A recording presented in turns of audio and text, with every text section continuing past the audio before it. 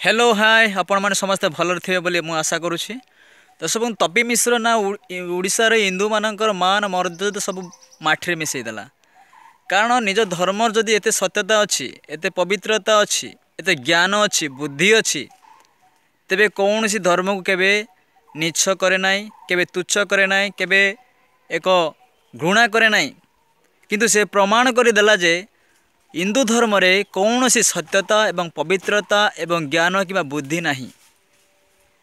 कारण जदि गोटे मनुष्य पाखे ज्ञान बा बुद्धि था केबे भी क्या भी घृणा करिबो नाई, तुच्छ करिबो नाई एवं कौन जे दुख देव नाई। जदि प्रकृत मनुष्य जो मनुष्य पाखे ज्ञान अच्छी, मु समस्त कथा कहूनी, जो मनुष्य पाखे ज्ञान थिबो से मनुष्य केबे भी क्या भी दुख देव नाई, कष्ट देव नाई एवं तुच्छ करिबो नाई, गाली देव नाई, ताको मारिबो नाई। कारण सी जानिछि गोटे बुद्धिमान रे काम होछि का निंदा करिबा नाई, ईर्ष्या करिबा नाई, घृणा करिबा नाई। जदि तुम माने जदि हिंदू धर्म एते पवित्र, एते सत्य एवं ज्ञान अच्छी, बुद्धि अच्छी हिंदू धर्म रे, अन्य धर्म को कहीं घृणा करा जाउछि, अन्य धर्म को कहीं तुच्छ करा जाउछि, अन्य धर्म को कहीं नीच करा जाउछि। कारण आपण जानिछंती क्रिश्चियन मानक धर्म रे, ख्रीष्ट धर्म रे केबे काहाकू नुच नीच इच्छा, नीच उच्च बड़ बाच विचार न थाए। समस्ते मनुष्य मनुष्य।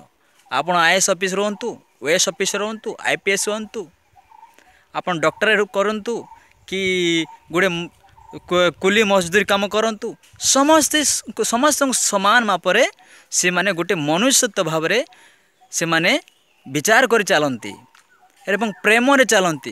किंतु हिंदू धर्म में कौन नीच उच्च कौन वेद बाब ए सबू थाए। जदि गोटे धर्म रे ज्ञान था, बुद्धि था एवं सत्यता अच्छी, ये समस्त के बाच विचार न करी था। कारण आमे गोटे मनुष्यर ज्ञान विषय में आपको उदाहरण देली।